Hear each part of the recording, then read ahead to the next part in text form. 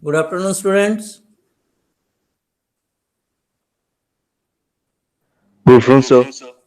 Good afternoon, sir. So, the presentation is visible? Yes, sir. Yes, Yes, sir. sir. Yes, sir. Okay.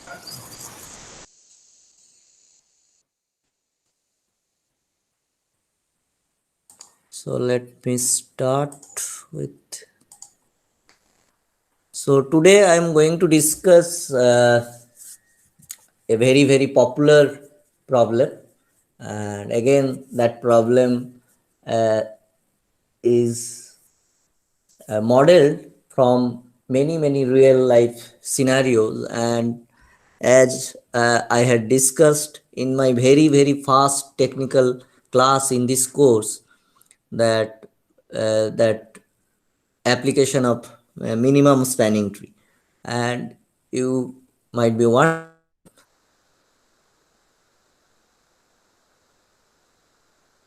there are many problems which we can model as a minimum spanning tree problem on weighted graph, uh, which may not at the first glance look like a problem to be solved through computing.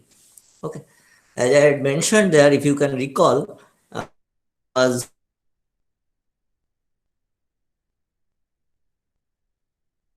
this, I mean, water pipe distribution, layout distribution problem.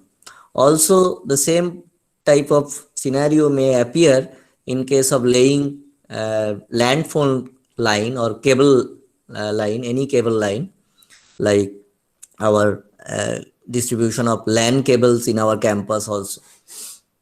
So what happens? There are usually there is a central location from where you have to supply uh, the the required cable to each and every household, or the points, the destination target points. Okay. Now, uh, before you actually implement using any kind of layout topology, you may want to optimize the price of installation by optimizing the length of the total wire or total pipeline to be used, because you can easily see in a practical domain the expenses you have to incur in such an installation, whatever way they will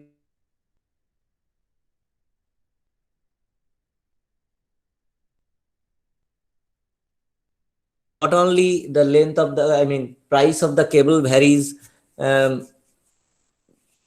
by their length, but also the installation, other types of installation charges, the labor cost, the other materials you need will also be proportional. Whatever may be the actual value, they will be proportional to the length of that wire or cable or pipeline. So the scenario would be like this. If you are not bothered about any kind of optimization of such price, you can simply use this start topology. Like, there will be a dedicated line, or maybe a cable line or pipeline, that will start from the central location and directly go to the each and every target or sink location. Okay.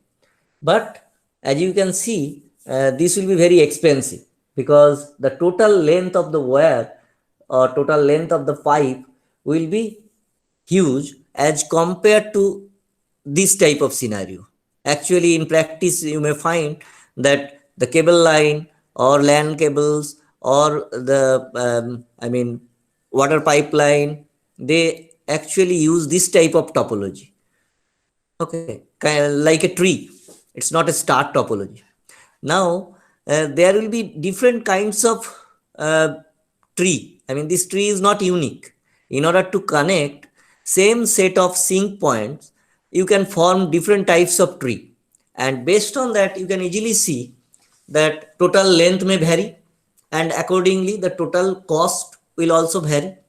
Now, if you are asked to optimize this thing, that you should choose a particular topology or the particular type of tree which will give the total wire length as less as possible. That will be your target. Okay.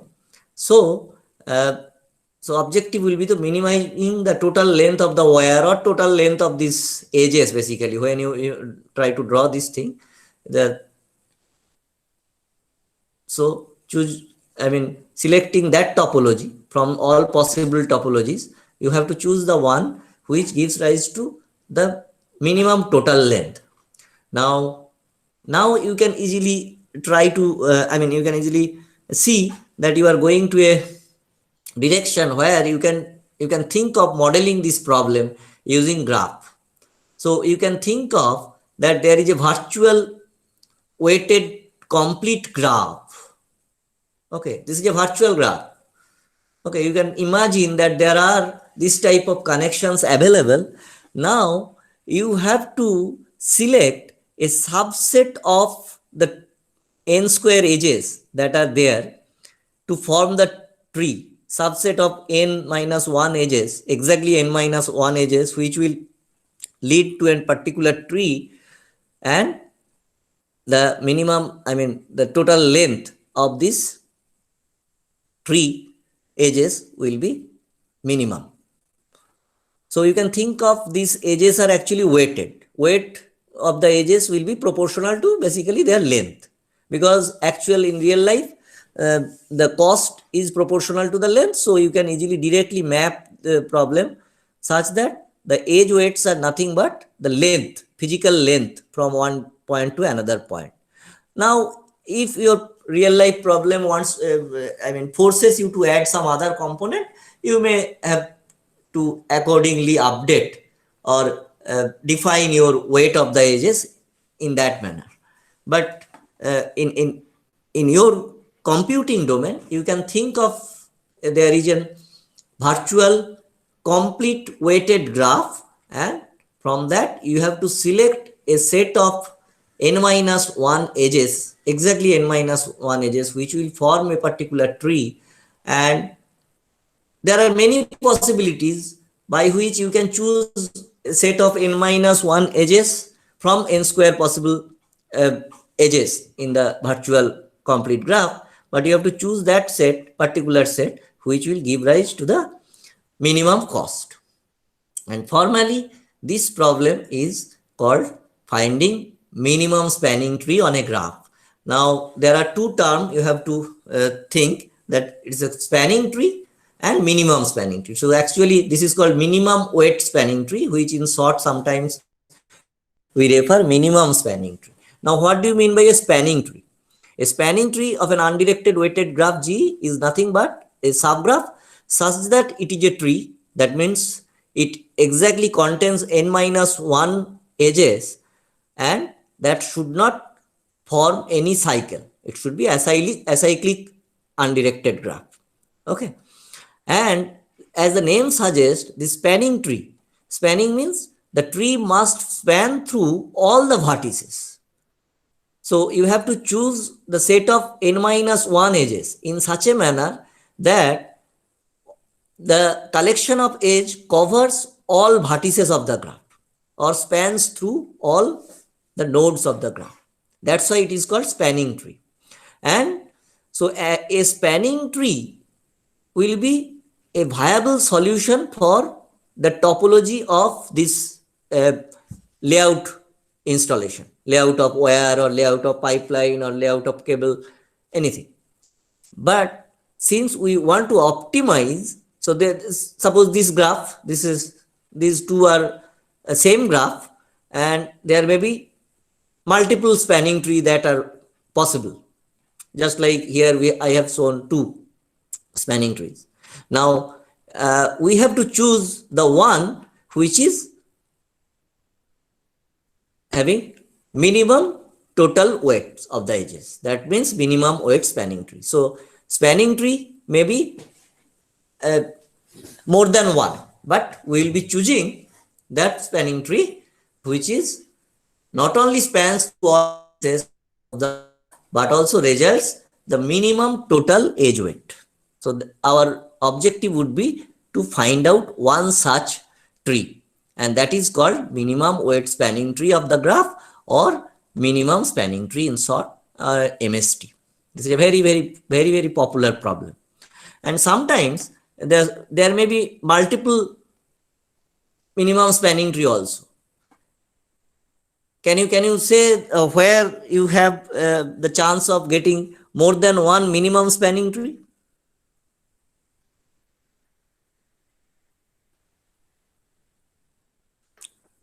See, for a graph, there may be multiple spanning tree, which is quite apparent. But whether minimum spanning tree can be non-unique, I am claiming that it can be non-unique. It can be, there may be multiple minimum spanning tree. We have to choose any one of them. But under what condition you can have more than one minimum spanning tree of a graph? And under what condition you will have only one minimum spanning tree? Can you give some idea?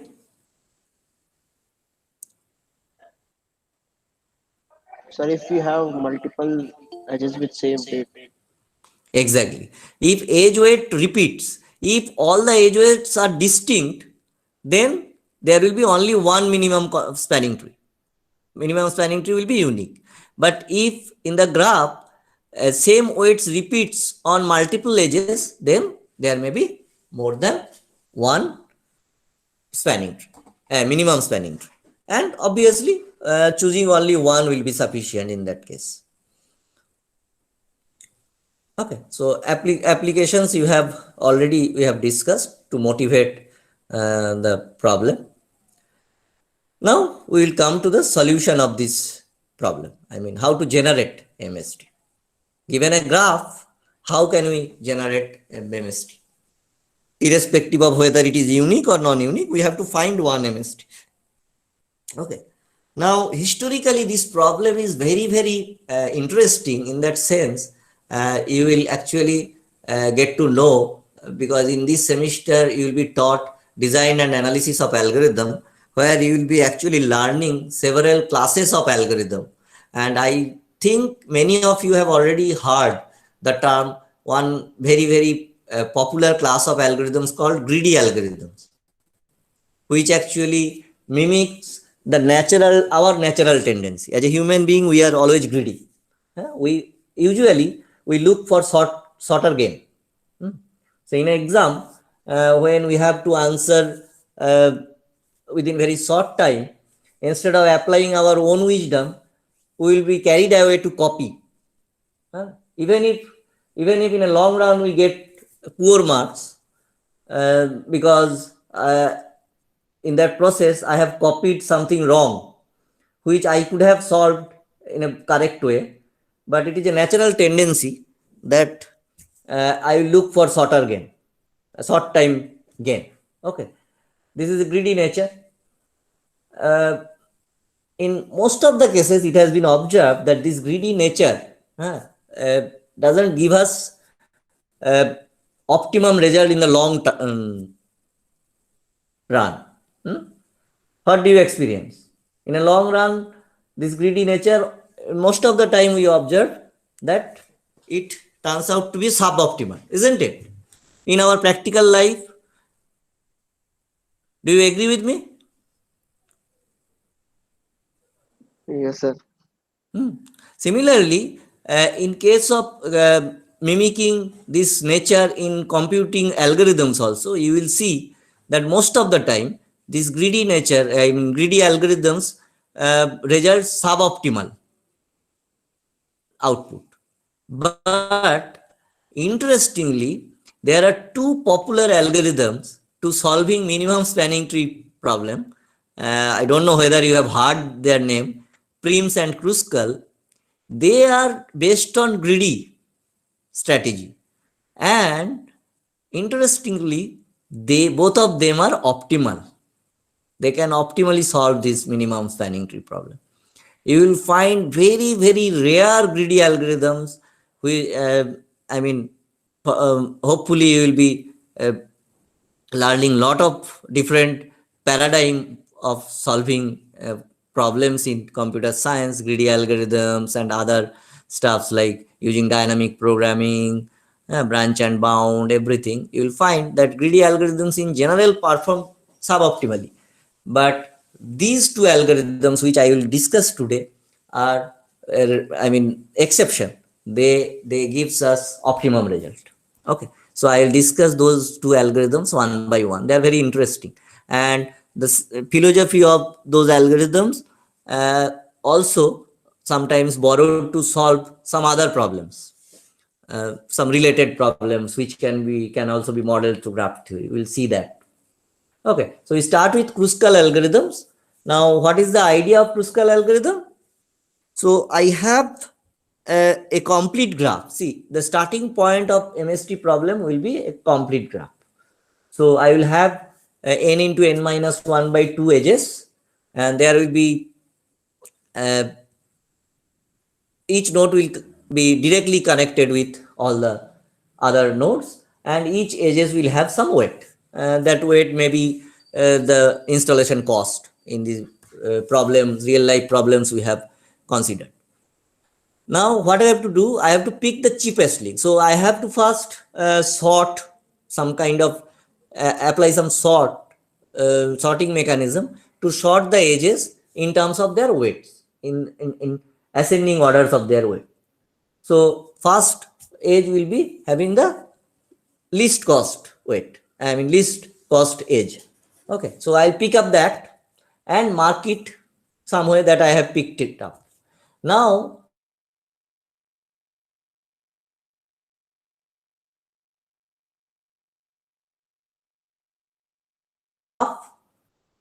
the n minus 1 edges from that list.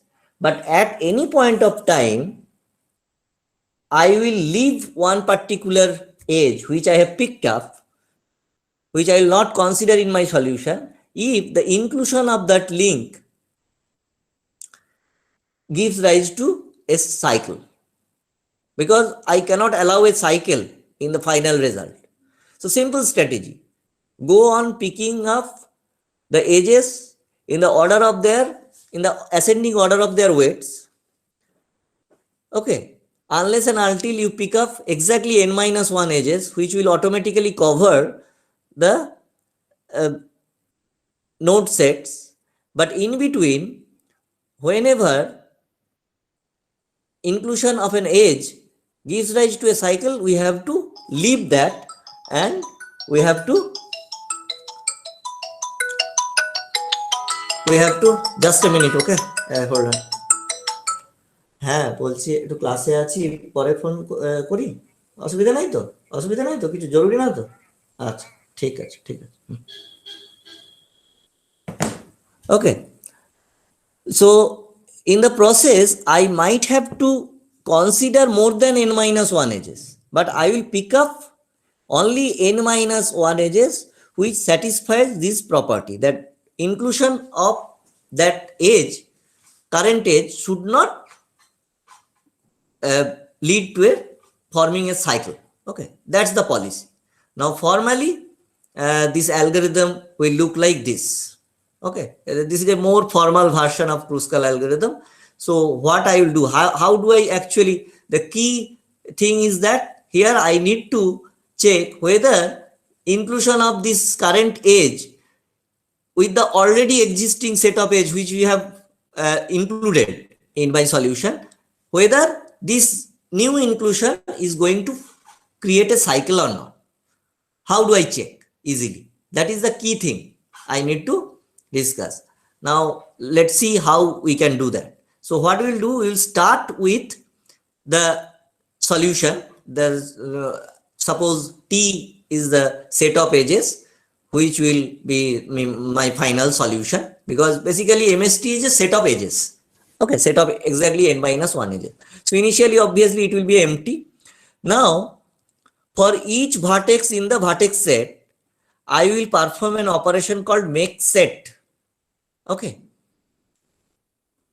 I am elaborating that how. Now see, initially each and every vertex will be a part of a distinct set. So suppose there are n nodes are there, so I will have n set.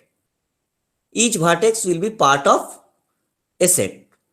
Okay, vertex 1, set 1, vertex 2, set 2, like that. Okay, so this is the initialization or pre-processing I will do. Now I will sort all the edges by increasing edge weight, as I have said. This is also pre-processing. Then I am going into the exact computing, that for each edge UV, without loss of generality, let's say an edge is referred by U and V, where U is the left vertex and V is the right vertex. I mean, this is vice versa since it is an undirected graph. UV and VU are same. Okay. Now, what I will check? I will check whether both U and V belongs to the same set or not. If they belongs to the same set, I will not consider. Otherwise, I will consider that and include that or append that in my solution. This is a simple thing. Initially, I start with that different sets, but whenever I am including one vertex in my solution, I will merge the set of U and V. Understood? And every time I am coming here in this iteration, I will first check whether they belong to the same set or not. If they belong to the same set, I will just leave that set. I will not include that, and there is no question I will merge their set into a single one. But if I find that initially they are not part of the same set, I will include that. That means this particular check guarantees that inclusion of this particular edge will not form any cycle. But in order to prevent future cycle for any other edge, what I am doing? I am actually merging this set of U and V so that any future node, a future edge which has a possibility of forming a cycle with this edge will be prohibited. For them, they will be same part of that set. Okay, it may not be very clear to you, but let's illustrate this problem using a simple example. They will understand. Then I'm just illustrating, and you just follow this set of statements I have made. Okay, so suppose this is our example graph. Okay, now let us start. So this is the edge weights. Now, so sort, before I sort, let me, this all the colors are different. So basically they are initially they are of all different set. So this is B1, B2, like this maybe. Okay. Now sort E in increasing edge order. Okay. So then I am coming here. So this edge, particular edge, this edge is having the least cost weight. And since initially all the nodes belong to the separate edge, obviously this condition will be false. Okay. So I will include this edge in my solution first. First edge will always be included. No problem, because there is no chance of getting into the same set initially. Okay. So in my T, this edge gets included. Now, what is the second cheapest node? This one, having the weight 2. So I will consider and see both ends of this edge is also part of two separate edge. So again, this particular condition, this fine set U not equal to fine set V. Okay, this will be true. Okay, I mean, this particular condition will be true because the condition is not equal to. Okay, so this edge will also be included in my solution. Okay, so now I have two edges included in my solution and 4 vertices have been included. And see, this color have become same because this union fine set U, fine set V, I am merging their sets. Now these two vertices belonging to the same set and these two vertices are belonging to the same set. Whenever I am including one edge, both the terminals of that edge will be now forced to belong in the same set. That's my policy. Okay. Now next edge having the least cost is 5. This particular edge we're having weight 5, and you can easily see the vertices of this edge are now of two different sets, so I can easily include them and I will merge their weight. Okay, so this will be included, and in this way these two becomes. Now you can easily see here I have included these two edges, and 3 vertices which are part of these 2 edges are now of the same set. Now I will never able to consider this particular edge, because if I now, whenever I will come to this particular edge, I will find that both of the terminal nodes belongs to same set, and I will not include them. And you can easily see from this figure, if I had included them, that will lead to a cycle, which I don't want. Okay, so anyway, let me carry on. So next cheapest edge is this one, having weight 8. Okay, now you can easily see the terminal nodes are having two different sets, so I can easily include that. Okay, now these 3 nodes set become same. Now here comes the next particular. So far we have been able to include all the edges which we have come across. Now the next edge to be considered is this one, having the edge weight 9. Okay, but as you can see, the terminal nodes are having, belonging same set, so we will skip that. We will not include that node. This is the key you have to check and see how this merging set actually enables us to make the checking of this cycle condition so easy.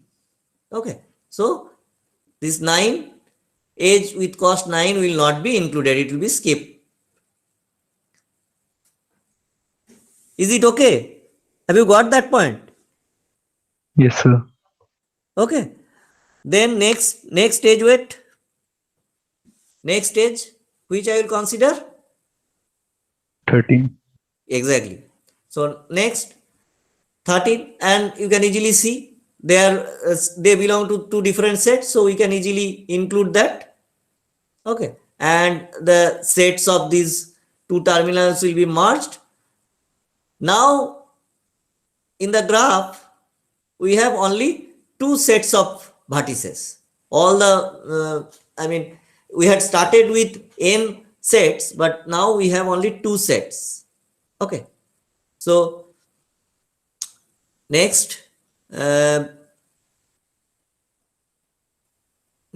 edge, how many edges I have considered, you have to also keep a track of that basically, or you will just carry on, because this algorithm doesn't keep a track on whether we have covered all the vertices and all the edges, or we have formed the tree. So actually automatically we will consider all edges.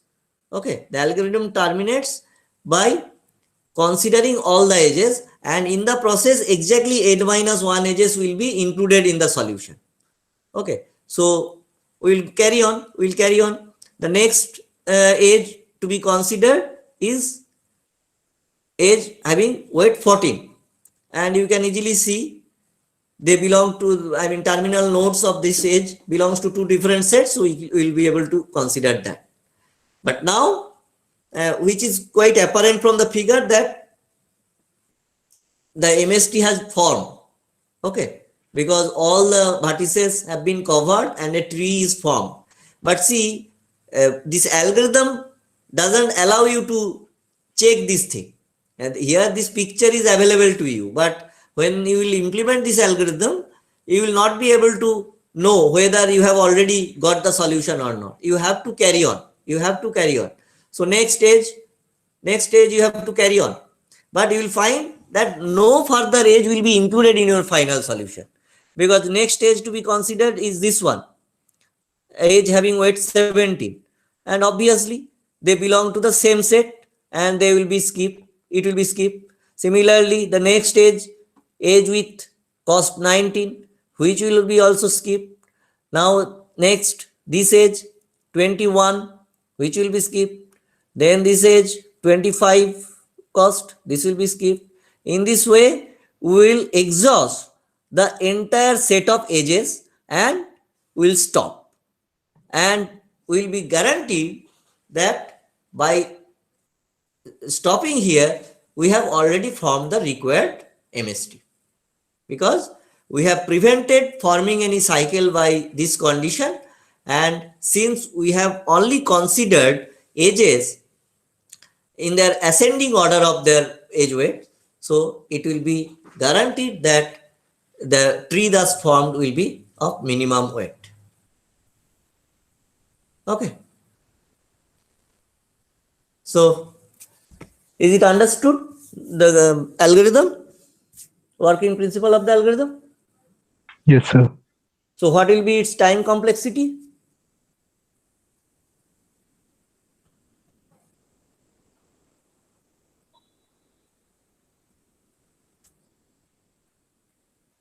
Sir, it depends on find set and union. Yes, but worst case, on which it will depend? Actually, number of Number ages, of na? All edges. operations. Yes, sir. See, Number. there are two big costly operations. This sorting. Sorting will be n log n, where n is not the number of nodes, n is number of weights, I am telling. Okay. Because we have to sort e edges in terms of there, so it will be uh, if n represents number of let's say modulus of e represents the number of edges, so it will be order of e log e, and here how much, it will be proportional to order of e, because this for loop will be executed exactly in modulus of e number of times. We have to consider all edges. See, there is no premature break condition here. There is no check whether we have already formed the tree and we will skip the remaining edges. No. The algorithm says that you have to consider all the edges one by one, and at the end you will find the tree has somewhere before that in some step tree has formed, but you will not check that and you will not stop. Okay. So this will be, and if your if the graph is sparse, then it will be proportional to number of vertices, but if the graph is dense, then it will be almost n square. Actually n square, I mean, if you represent n as the number of vertices, then it depends on how sparse or how dense your graph is, because on the sparser side number of edges will be proportional to number of vertices, on the denser side roughly number of edges will be proportional to number of, I mean, n square, where n is the number of vertices. Accordingly you have to calculate the running time. Okay. But thing is that for a general graph, undirected weighted graph, you cannot do better than this. That's why I was talking about this is optimal algorithm. I am not discussing the theoretical background of how to prove whether it is optimal or not. Hopefully in your analysis of algorithm class, you may be getting this discussion. Okay. So here I have just discussed the policy and illustration how you can implement Kruskal algorithm. Okay. So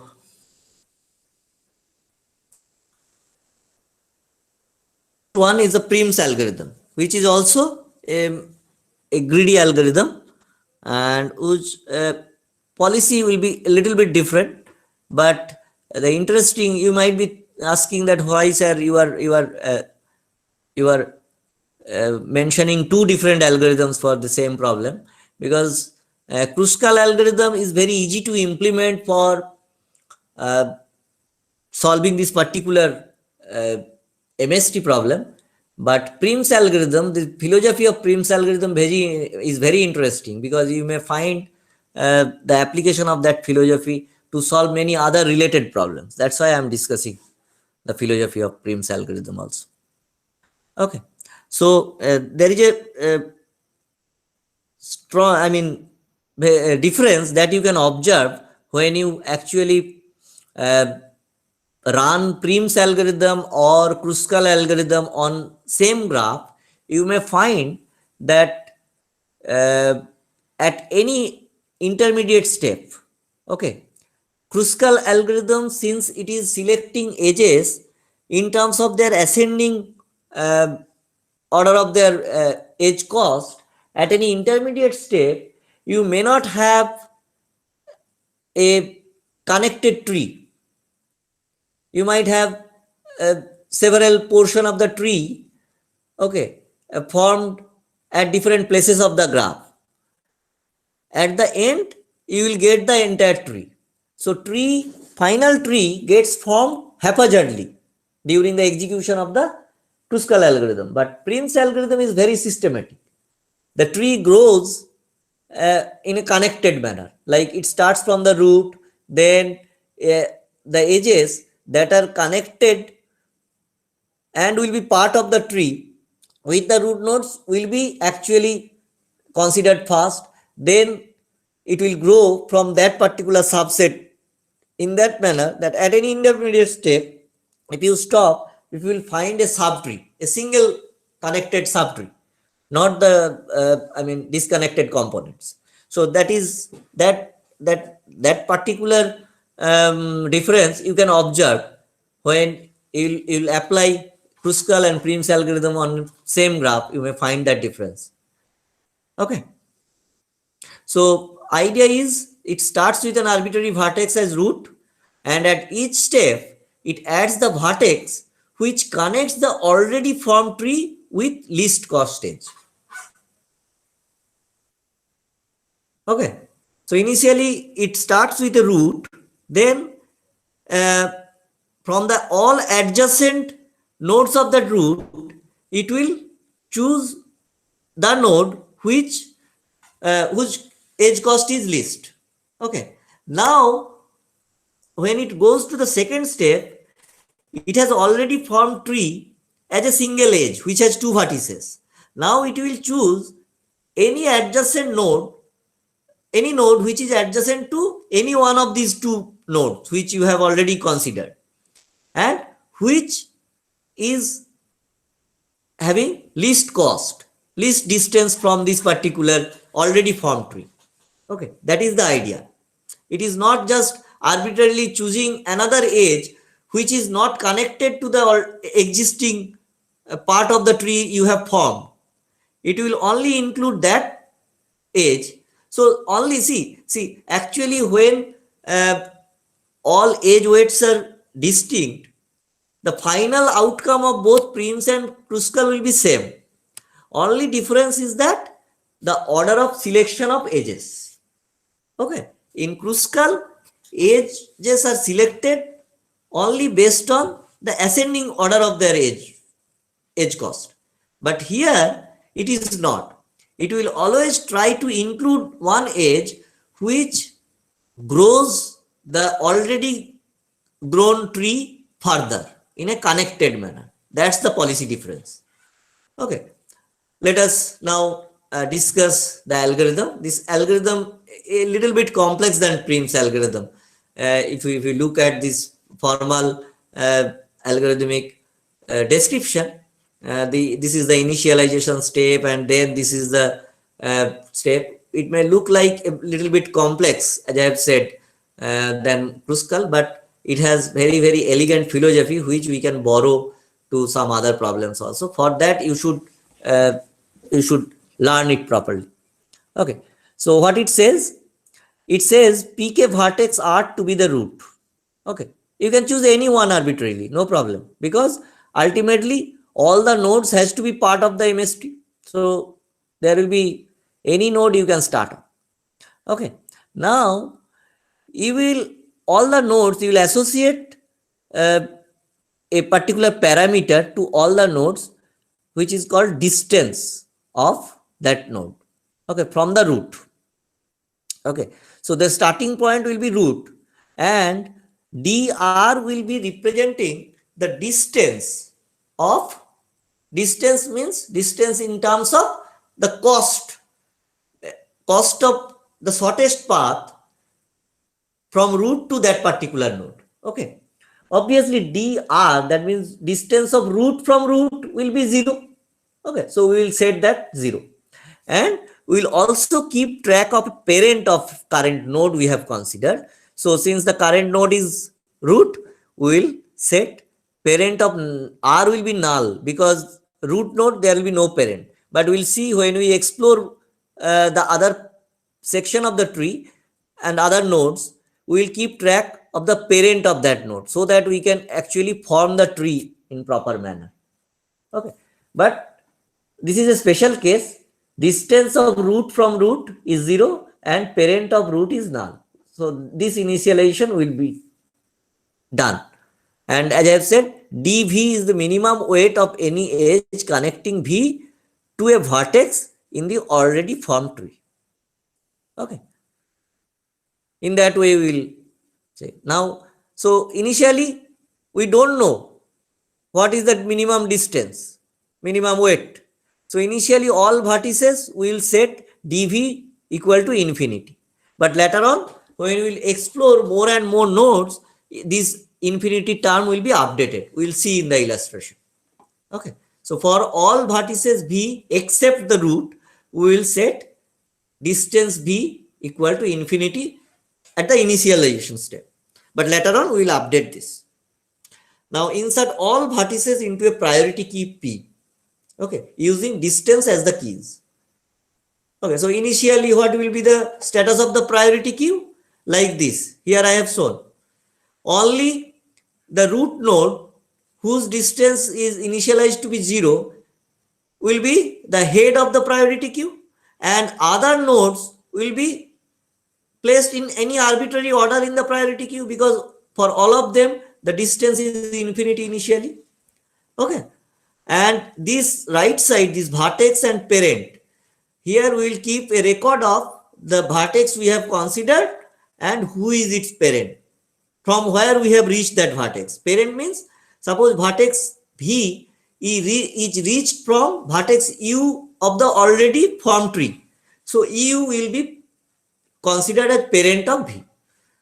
So to start with vertex e, which I have considered as root, this one, and parent is null, so this hyphen is basically representing a null.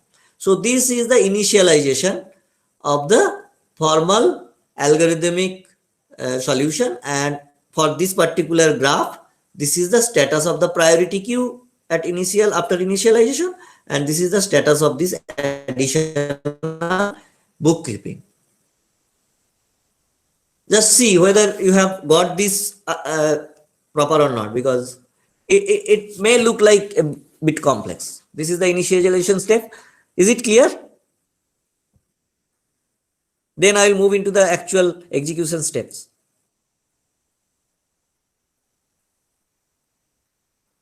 Yes, sir. Okay. So next, what we will do, while P is not empty, that means we will now exhaust the entire priority queue. And see here, priority queue comprises of all the nodes, not all the edges. Okay, we will consider nodes one by one.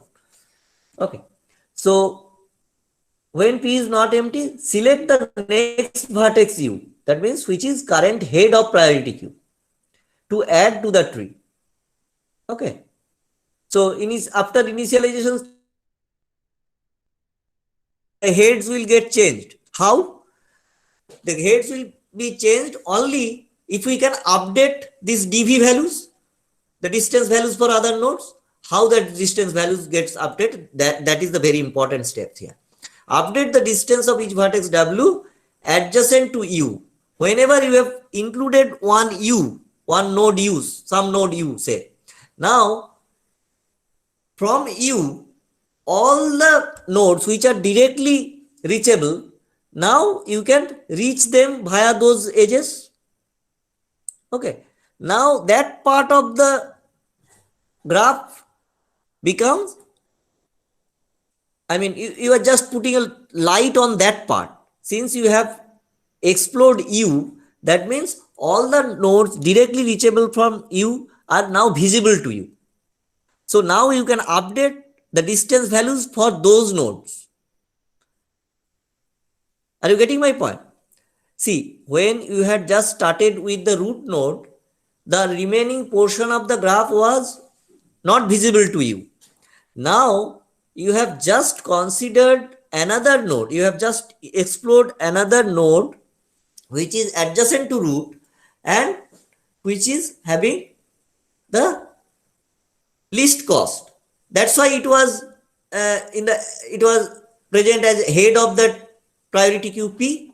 Now, whenever you have included that particular node, let's say U, now all the nodes which are directly adjacent to U are now visible to you, and you update the D values of those nodes with this criteria. Okay. If weight of U to W, suppose the W is the node, you want to update the D value of node W. Now you have to check whether the weight of UW is less than the current D value. Then you will just update. If you find a shorter weight, then you update the current D value and replace that shorter value with the existing value. I mean, replace the existing value by the shorter value.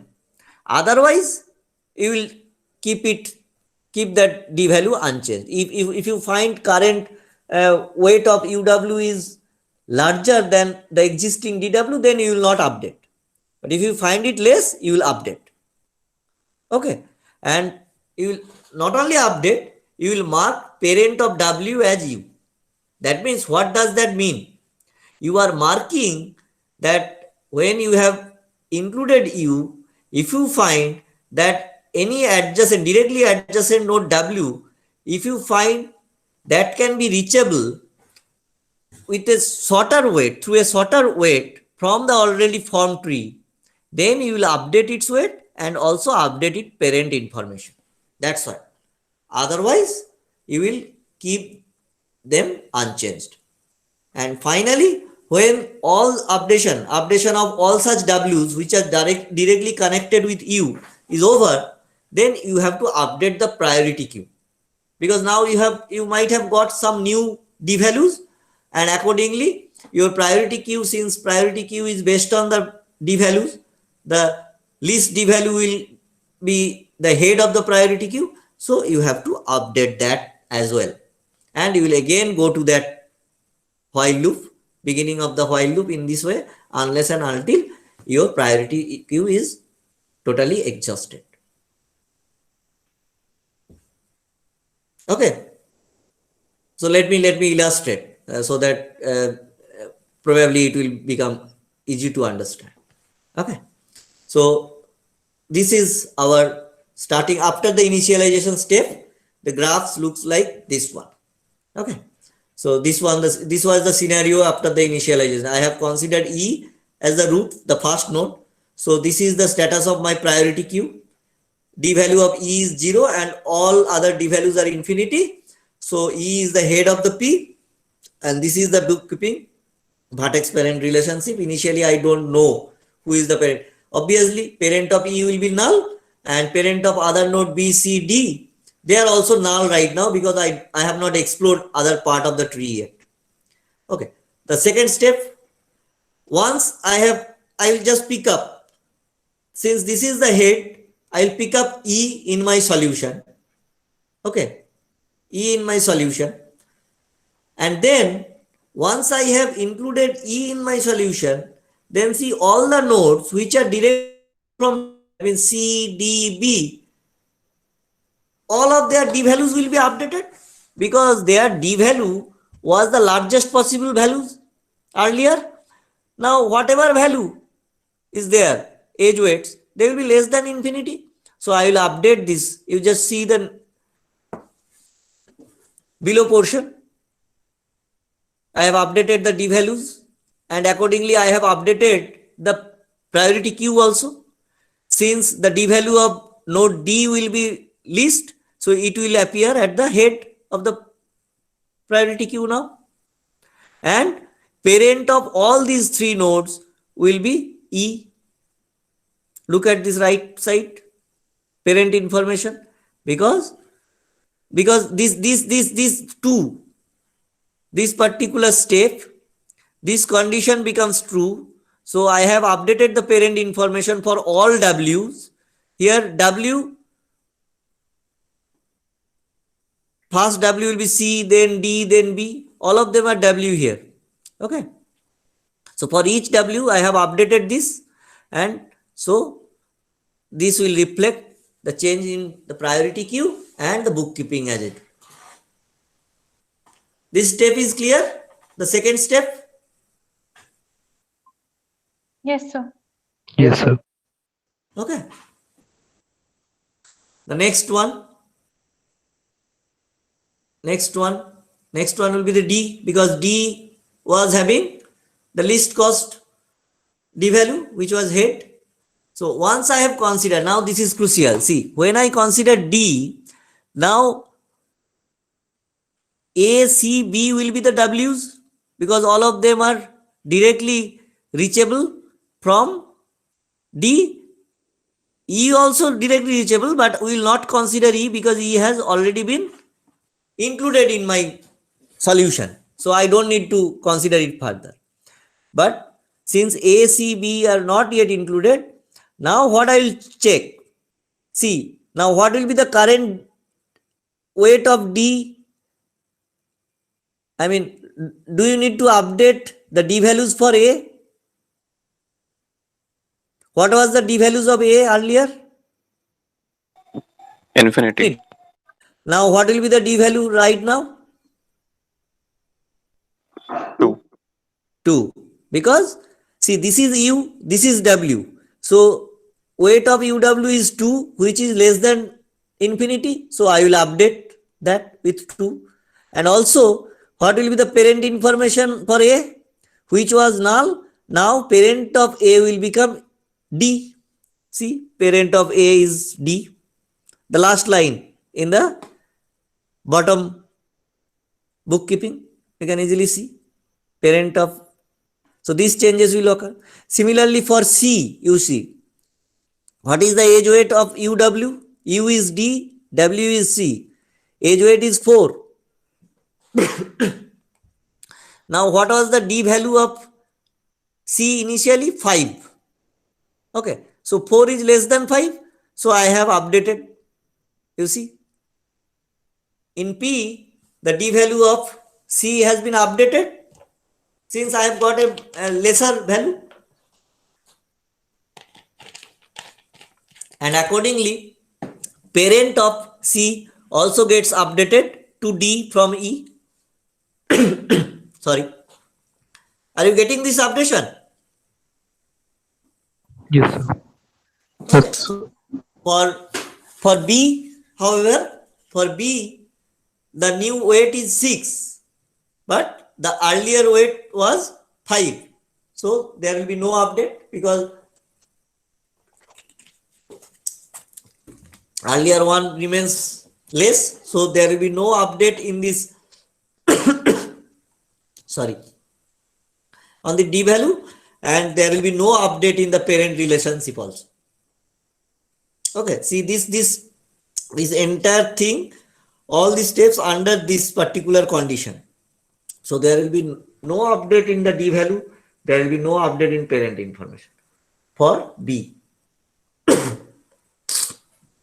Okay, so this is the step 3 gets completed.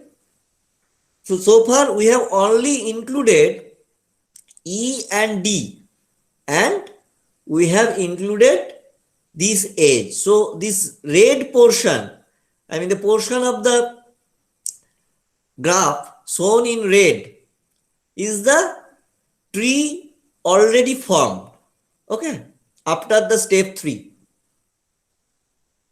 Now step 4, this is the starting point of step 4, and now what we will do, since A is the head of the P, so we have to consider A, so A will be included in the tree now, okay. Now what I have to check? I have to check whether B and C, these are the directly adjacent node from A which are not yet included in the tree, whether for them I need to update this D value and parent information. Let us check. For B, D value is 5 existing. Now if I go from A, it will be 9. So there is no update. I will not update.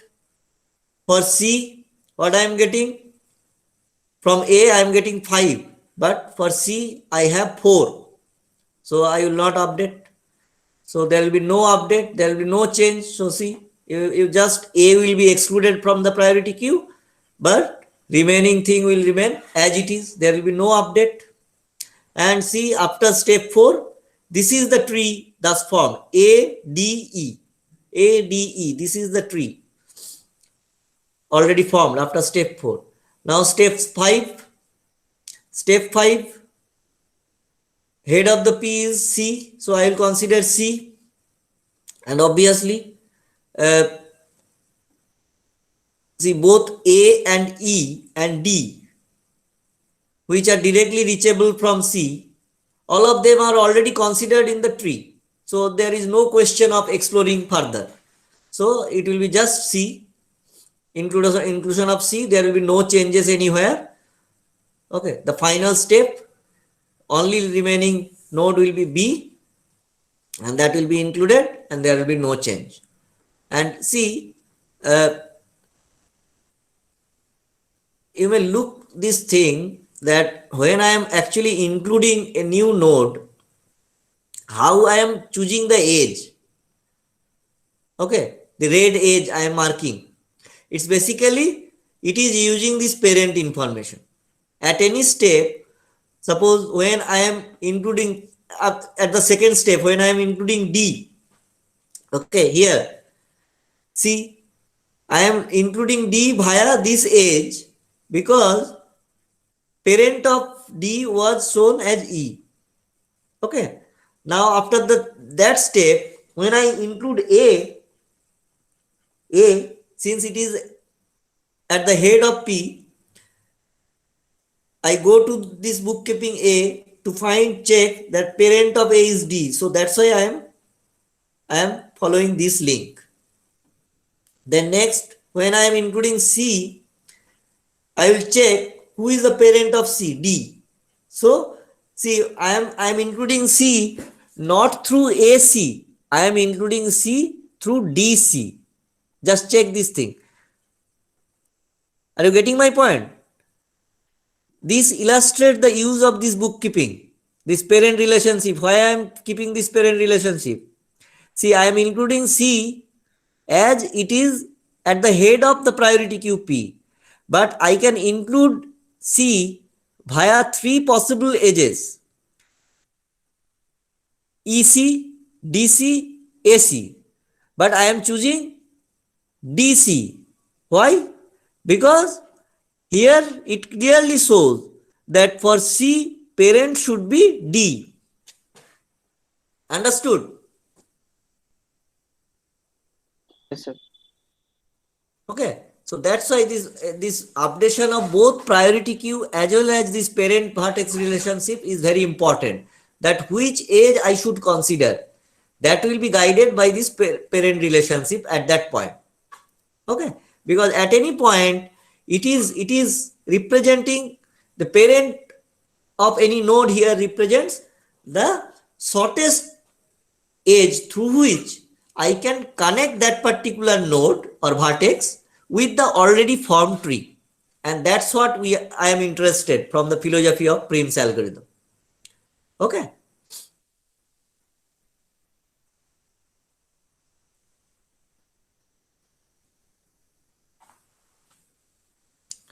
So here I have also shown one additional observation in the red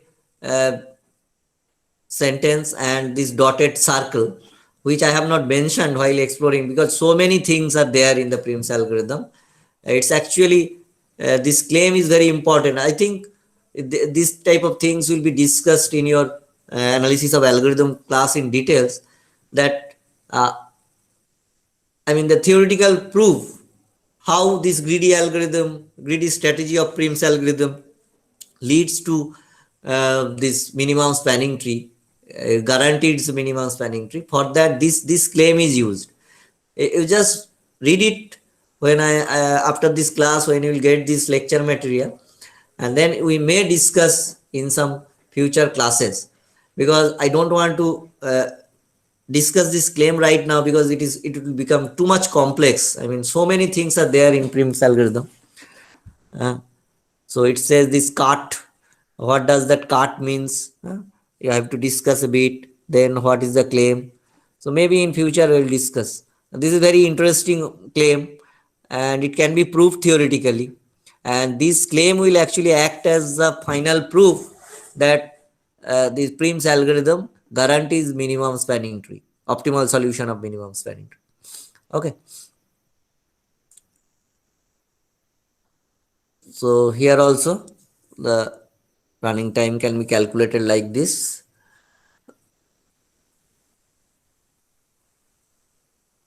Okay, so as an exercise, you can try applying Prim's algorithm on this graph. Prim's and Kruskal both, but Prim's will be, I will suggest at least you should run Prim's because Kruskal algorithm is very easy. Okay, easy to implement as well as easy to visualize, easy to solve. But I will suggest that you should try solving this at least using pen and paper, Prim's algorithm, because in our next class when I will discuss shortest path problem, where I will discuss the famous Dijestra's algorithm for solving single pair, single source shortest path problem. There you will find the Dijestra's algorithm philosophy is very much related or almost similar to this Prim's algorithm philosophy. So same type of philosophy can be used to solve MST and a very related problem, shortest path problem. That's why I have given this particular exercise, because while illustrating our shortest path problem, I will be using this graph. Okay, so if possible, you just try to solve this graph, MST problem on this graph using Prim's algorithm. Okay.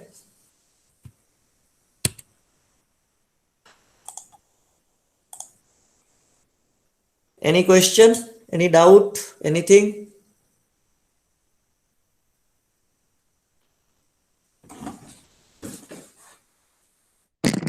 So the next class will be on?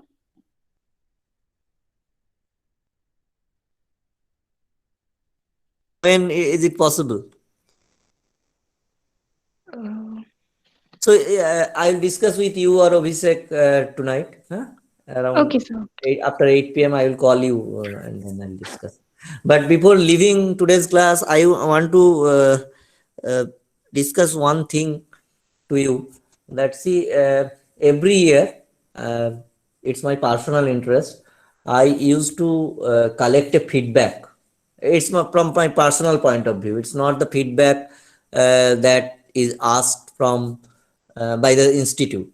I think some of you might have heard that thing. I used to collect a feedback using a survey monkey platform. Okay, I want your honest feedback. This is my interest. I want to improve upon. I want to listen from you.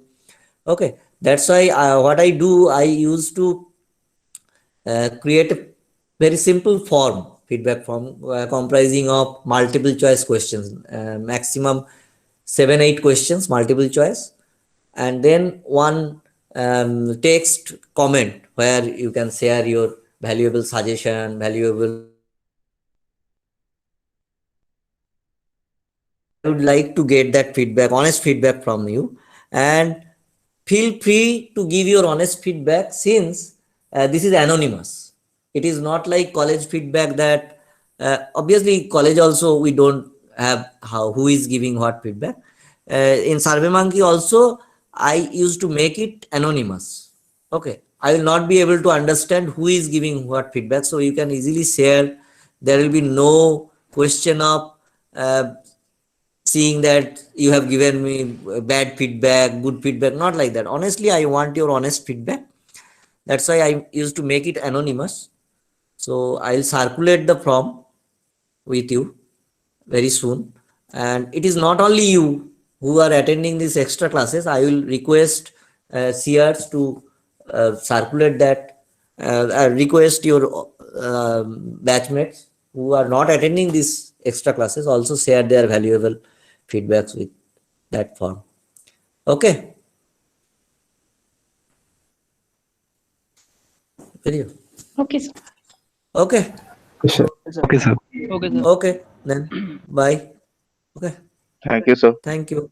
Thank you, sir. Thank Okay. you, sir. Thank you, sir.